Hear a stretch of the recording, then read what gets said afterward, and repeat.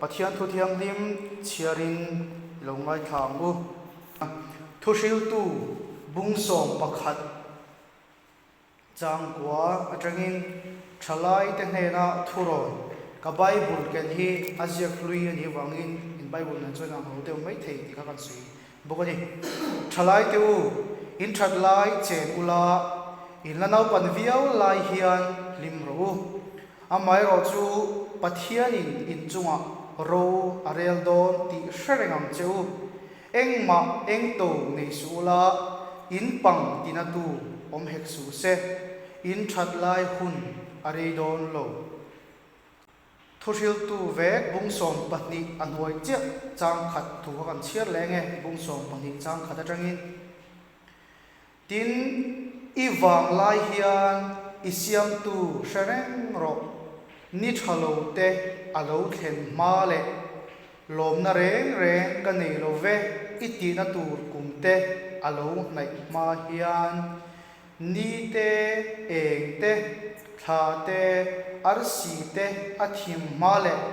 ruwa nuwa chhum alo kir ma hian mundanga kan chiar lenga psalm number somkwana report thula tak ani psalm number somkwana changkwa le changso kan dam chung ni zong zong hi ithin rimna aral thina kan dam chung kumte hi thon thu angin kan ti top thin kan dam chung kumte chu kumsom sari ania chakna wangin kumsom riat po ani theye nima sela areina chu thorim na le lungai na mai ani aral thoya ke ni po kan thok bo thin ani hi atoper natan chanchin thra mathai zia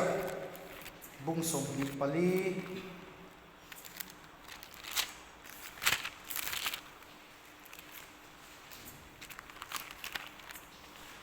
changli atangin mathaya bungsom ni pali changli atangin kan chiarange tin isua na changa an hne na tuman anti derlo nan cheu phim khur ro mitam takin krista chu kani tin keima ming chalin an lo kalanga mitam tak anti der don si a tin indo thu le indo thu thang in la she anga in mang an lo nan phim khur ro chung chu alo thleng tu re ngani nima sela top na chu alan niri lovang namsang le namsang an indowanga ramsang le ramsang an indowanga munsang sanga tram te tlanga lir te anging ang chung zong zong chu naw ve tran tir na ani chumi huna chuan se om tuar turin an man ti ram chewa an ti hlumang cheu kaminga wangin nam zong zong huat in niang chumi huna chuan mitam tak an tu anga an in man tir tolanga an in hotonang zol nei der tam tak po an lo chhuakanga mitam tak an ti derang tin sual ala pundo na wangin mitam zo mangai na chu ala dayang nima sela atop thlenga tuar pe piang chumi nge chu chandamin a omang tin heram chanchin tha hi nam zong zong hriat tir na turin khovel zong zong a shilin a omang chumi zo chuan to na chu alo thengang lalpa thu kan chiarte kan za dan malmi som sakro se zaina ka thu pui tu ata chuan tun hun hi hun ram ka chak ani ti ani do ani tong trai ma ka soilok tu chu zaina in ma ka din le thei chan hi pathian khongai na awang chawani a engti ka nge ti hian pathian thui soin ka din le theyang o ti hi kai ngai to thina ka tet lai tanga ka chak ber chu le ka tum ve tlat chu pathian thusil tu ni hi ka chak pera ka tum tlat boka zaida po hian ei GKP in khoma thu ka soi ma sak ber kan kum som pasari mi ka nia e chumi tum chuan in pe toem ti mang khan thu kha ka soya kala sheringa zaina di hian pathian in min soi zela thu te soi ve thei tura lalpan hun tha te min pe a khong ai min chan ti ri aro pui ka telo tu ka zaina hian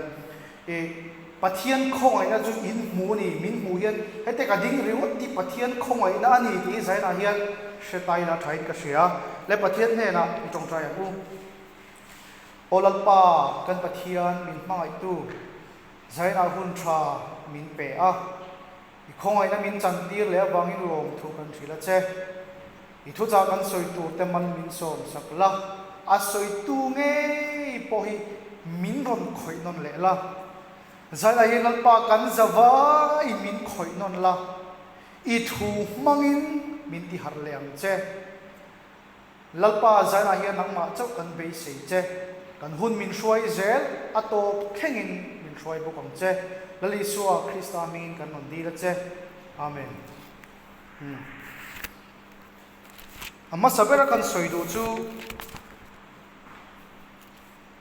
tun hun hi hun rang ka chak ani ti nuaya khan apoi in kan soinga chatuan ti hi amma sabera ta ka soidua chatuan pathianin lelewan asiam ma khan chatuan hun hi lo om toa kan ti photange om zia chu chatuan na oma ti zon pathianin lelewan asiama engkim hun bi ka tiang zung zung ka tu la hian kan mang me ka nakina chatuan hun tho hi alom le do ni pathianin khovela siam ma alo omang kha ti zon chu chatuan hun lo in her chua huna chuan chatuan mun ni chia om do na pakhat chu van ram anianga pakhat ero chu kan ship la re em meidil ani ve thung to do ni chu chatuan hun lo theng tura chuan a khoi zoka chuan nge chatuan hun chu ka mana chu mun bia chuan van rama chu nge ka luanga meidila chemun to lo ni meidil om to don tu na ka hun man dan ne ka ni tin hun man dan ni kina ka om dan hian chatuan huna ka hun man na tu ka asil don ni chu zaina hian shethir la ka du em me mani nang le ke hi chatuan mi kan nia chatuan mi kan ni o achan chu tharau kan ni zaina hian kan tharau hian kan ti sa ya lo ve mai chawania kan taksa hi lo thi po ni se kan tharau ke mai tak ki chatuan na nung don chu wangin zaina hian chu chatuan huna chuan mun ni che au ma wangin khoi mo sok sok ai chu nang le ke kan lut nge ngi don chu sa thar ta la thain ka sia tuna hian khovel chuan a hun to lam chu an nai mek di la kan soi sual me lawang hun to pani o khovel to ka ti lo ni hun to lam chu asan chu la isu krista ka azirti te an zo khan helai bible kan mu kha khovel to tia lelin kha mithiam te chuan hun to tia lelin turani tia chu zaina hian kan soitel bokani khovel chuan at to phun a hun bi to phun chu an nai mek ti la kan soi so lowang lalpa lo kal le na lo kir le na hi khovel to chu ti thei lo mai la kan tan chun hun to phi dong tho ri wat mai ni kan ma hian chu a in chop tat mai ni lalpa lo kir le na hun tur hi zaina hian lali suan nei tu tak te lo chu mi huna chuan kan chatuan hun pan turin boro ka ama mok turin al pan min la kang don zara hi ka hak lel thin khop mai kan chatuan hun tura kan hian kan chiang em o ti ngai to thre la ka du ani le lalpa lo kal le na hi kan hak le nge arukin kan lau thong o ti hi zara hi zon cheu ta ya thon ka sia mi tam ta chu hak le lang tu yang veang mase aru taka lalpa lo kalena phur hi exam ni ma ok the ko hana in khom chin te apo hian le lali suan hun top anai ti chin chiana hun top anai ti chin chiana lali suan asoi point som pakhat kan soi potang jina khan kan chera chanchi thama thai ziak bung som ni palia khan amma sabela tan krista der mitam tak an lo kalanga heta hi krista chukani in ki ma ming chali mitam tak an lo kalanga mitam tak an ti deranga ti gal isuan chuchu khovela yen mitam tak la lisu krista chu ki ma hi kan ni tia lo kalin tamem em towa mitam tak an inan zuya ho ten nei buka tunla hin la re mem chu Israela yanuka raf skamo antika tuna hian ke ma hi message chukani tin Israel juda ho kon an zui na sal YouTube bakhan en maila kan moveka kapaka false messiah anti krista derani anti an chuak mekani chua dor le chuan indo thu thang kan sia ni tin chanchin thara man puang ador le chuan namsang indo apa thumna namsang ai do na se me matuna hian soisen ani lowang heta chanchin thara kan chiar pela ma hian exat nge umang o ti te ka ngai to thina news hian on puang kher lo ma sala in ngir ngo na hi anna sa em mai ni chuan ramsang adin do tuna hian Ukraine te Russia te kanchaka Burma te Bangladesh te chutiang chon khovela hian ramsang in do na alo thleng to thina thleng mek a thleng zel don bokani apangana chuan tram tla tuna hian in khovel mun theng kata hian tram ana sa em maya ei Instagram ate YouTube ate ka muthin tram awanga e mitam tak chere ei tur nei lo hi tun nai me apo mitam tak anomani cho dor le chuan mitam tak tlu ko ran mi te po kan tlu me kan yo tak kan tlu na sate mai nia suali langsam takin kan khoi kherlo ni bai te ni ma sila sumpo ei mitam taki kan tang na sa tu ringot mai ni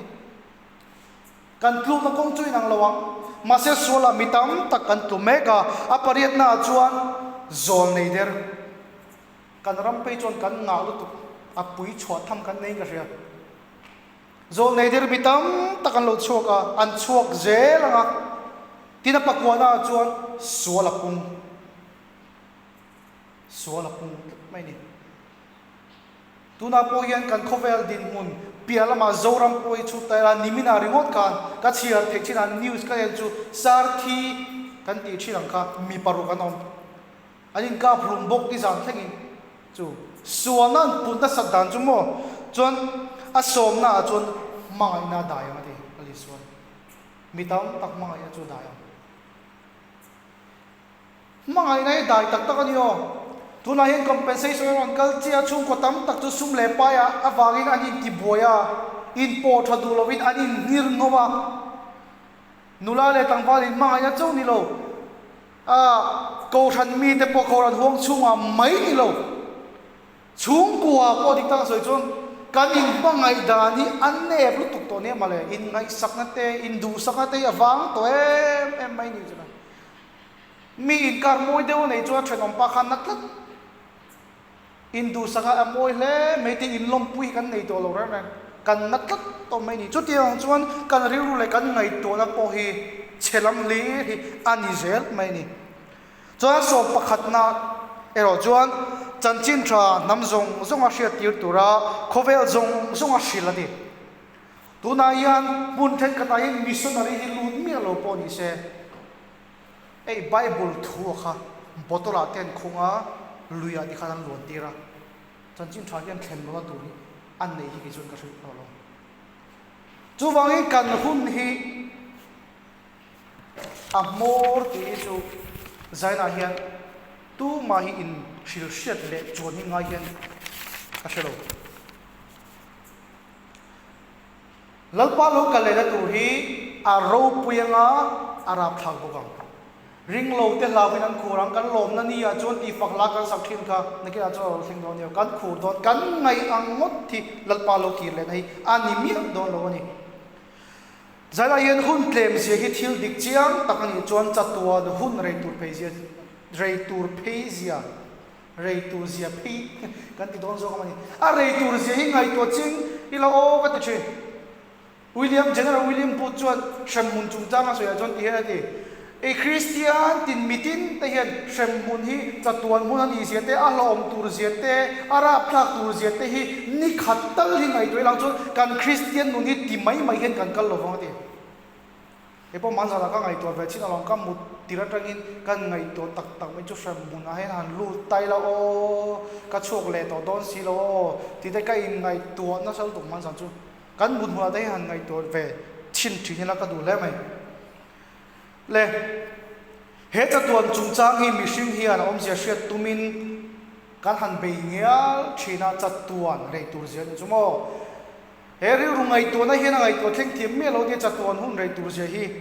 Henrik van Loon chuan tekin tu min chop chua saka chu chu kan soi do ani malam ram mun sang taka chuan Svitjot tira ma chu ta chuan lung adinga kilometer za asang mel sang khat zawani kum sang khadana sabate pakhathi amuita turin alokal thina chu amuita siamna lungpui chu ata ral huda chuan chatuana ni khat chu aliam be chiangati kum sang khadana ni chu rei veng tur takani chatuan hi ngai to thlen thiam ar sakhom mai Roland Dixon Edward chuan ti hian tarla tuma tui findiat long liana hian chuang taila ti chuan khol la hian emo shui hian lukhum te reu te hi I thung taila tui findiat chuan thak thataila thal kang tum taila chatuan tui findiat thal kang tum hun chung rei tur zia chu kan ngai to thleng thei om ti chatuan hun kan ngai to chuan he kan nun hi chiao vai vut ang lekani ti chut thiam lo mi hring chu mi pa maya ai chal the lo ti tok mai ni chuwang in sai na hian chatuan thi hi thil poi mo ani ti hreng chungin kan hun kan man a poi mo khom mai a panina chuan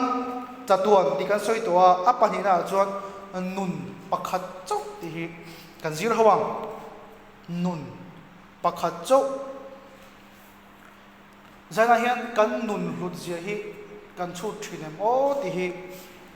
ka soi duwa ani le kan nun chu enge a hlutna kan nun hi enge hlutna exam an nge kan nun hi ni an rin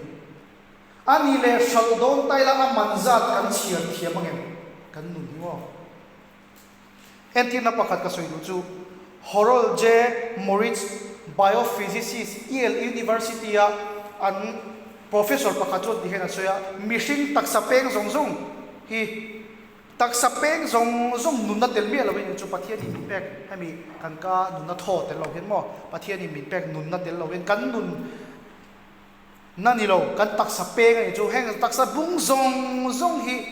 poisa in chu don taila 6 quadrillion ani ngati kan dictionary man lar mmjf la dailawa dictionary a 6 quadrillion chu quadrillion chim bi makta doi lir voilia in puntir chhong dia India poisa in cheng makta doi somli pani hi ni tin mangral taila quadrillion khat mangral turian kum somli pani ngai ati chuan quadrillion ruk mangral tur chuan kum sang hi le zali ara langai ati nunna tel mel wak he kan taksa peng zong po chu tiang khopa hlu chon pathia a hlu chon pathia ni min pek nunna tel pe chon nang le kai kan hlu tu ringot kan nuni du dana khoral mai turian lalpa hian min siam lo ti hi zaina hi chiang khop mai nunna min pe ki pathia ni lo ni nun pakhat lalpan min pek hlutia tarlanan tekhin tu ka soi duwa chu nau pang pakhati anu ne an bazara ti chuan an ma mo en ki man le zo to nuwa chu nau pang chu sweet le ya phal sakta ni nu chuan an hodon na ya chuan ti chuan chu nau pang chu sweet le tur chuan sweet do chuan kalta dor ma ta chuan ti ha dinga sweet lowin tar teu kha amuta rong ti sang a sente ekte ka ten khan muta dor nei tu pa chu kapu hi ka du tin chu nau pang chu a thlang ta ni dor nei tu pa chuan an la don chia chu nau pang chuan kapu ni le lo hei zo ki adang la don hei zo ki ani le lo hei zo ki ti ha thang ta zen mai chu anu khala lo tin ding deu nge ni boite thang vat vat ta che lo ti ta chon chu no pang chon kanu cheng khat chou man tur kan ei sia ti chu zai a he ka soi chan chu tiang deu te chon kan nun poi nun pakhat chou man tur kan nei a ni ma se nun pakhat chou man tur kan nei chu hi kan nun yang du hi nga em mai ni khove la ye sum te ho sak te nom chen te sex te eng kim mi adu fik mai ni la li so krista ti lo hi nun pakhat chou man tur kan nei a he nun pakhat chou man tur hian a nei tur dik tak i so krista i nei mai ro se ti hi mi pula po ka soi fo thin ani lo chon til dang zong zong hi chon kan thi nu pial ma min shoi tu dong lo kan thi nu pial ma min shoi thei tu chu la li so chaw ni sum te ga du rap tha ko ba tum lai ko vela pe chon mo ang a piang in du bel chu tu ril tu te bunga chang so ma solomon na min silvek ei ko vela im ni ho sa tak tak anoma kan thi thei china po ei amazon online shopping nei tu pa Jeff Bezos te billionaire ve kan ni tuna yan ko vela ho sa ver chu Elon Musk atia billionaire thoni sumdong thoni chu ai ho sa te po chu oman tia ma se mani ro kan ka chera news pakada khan Elon Musk ka khan aron khub le ton tia chu tiang chuan ho sak mai ko vela hen mi ho sa hi lo tam em a ni ma sila an ma pu le an du bel chuan bible kan mu solomon chu ko vela mi ho sa kan ti tam takin millionaire ro tan ni lowa billionaire chinania solomon hi ang thil nei zong zong a ho sak na zong zong hi a han chut mai chu khovel hian US dollar 2.1 trillion erandi abon lu tuk solomon hi kumtin rang ka chak talen zaruk le som du paru ala lu jia chu kg kan chan tir chon kg sing khat sanget za sum hi panga ngarem rem takani solomon hian mo mase solomon pon azir chotu tu ril tu te bunga chang soma tangka sum ngai na tu chon tangka suma adu to ka mulowanga hausak ngani tu chon adu to ka hlem lawanga ti tho solomon ka lo dai vek no ka til kha anga to anga po le adu tawani ti kha ring tu te mi silani nga view zana ya sum kan du lutuk te hi ka hir ve thina ka pa ang to kin anga po le andu tam tak tak ani o tak kan ve po ni la ato pa kan chan tur chu lungai na tho ni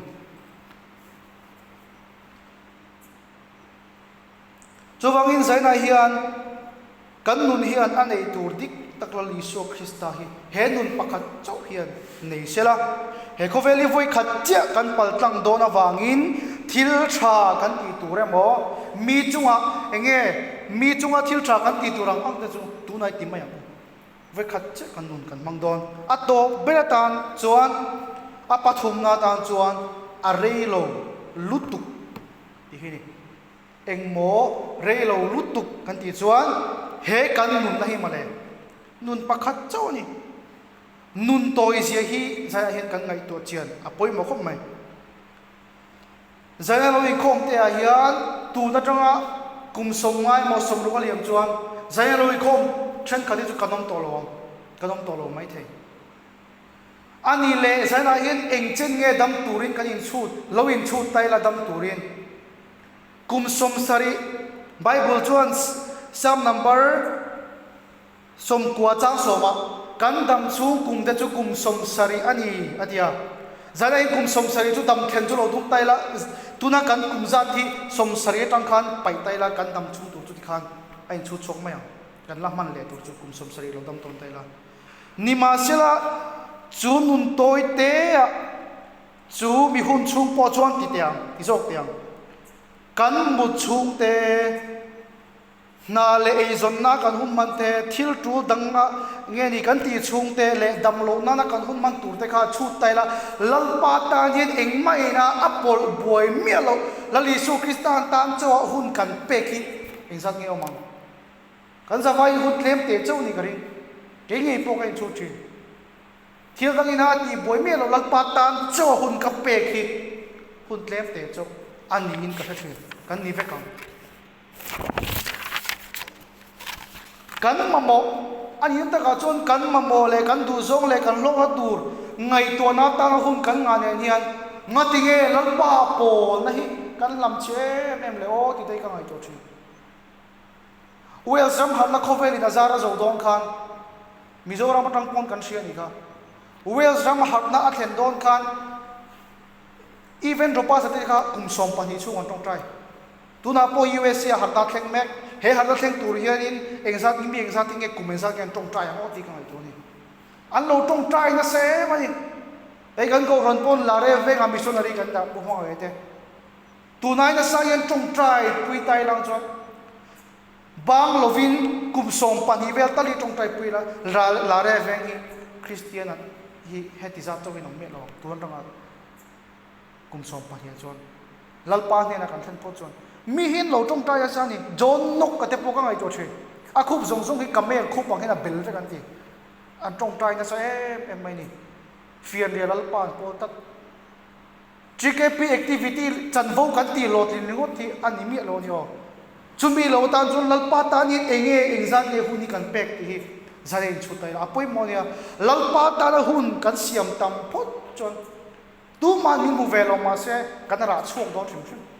a than pa ra chuak fa tum viawa nge in su tang tang fel khan lo lalpa ta la hun kan pek phot chuan kan ra chuak mai do ni chú sa đây bơi mò cái gì lệ à top lắm kan thầy to nga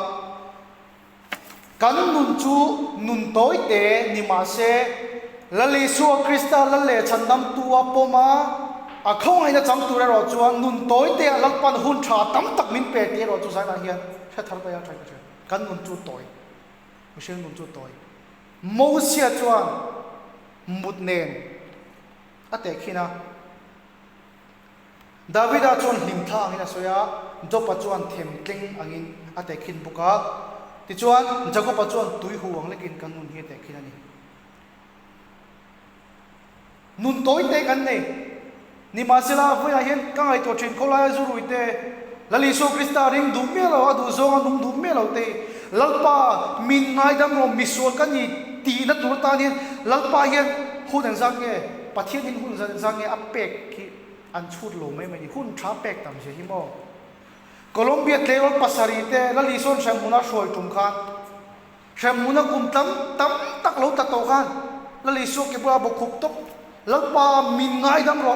minute khat che hun min pele ro ka taksa min kirte le ro te ta chon la liso na changa minute khat chung chon engei tia ma te minute khat chung chuan ka simanga I chan dam na min pe kha ka chang te minute khat lek adir ani chu adir claim khop mai ma se tang khong ai hun hon don to lo chu wangin zaina hian kan nun chu toy ma se pathian rong bol na le adu zong ni dan chu lalpa hun tam tak min pe a I wang lai hian kan wang lai a lalpa sareng tu kan ni thu sil tu te kan chela khan I wang lai hian I siam tu sareng ro I wang lai a pel huna lalpa na sha veng che tun hun hi lali so Krista rong bonan a khong ina chan nan adu zong ni nan hun thaber that lai hun ni hun thaber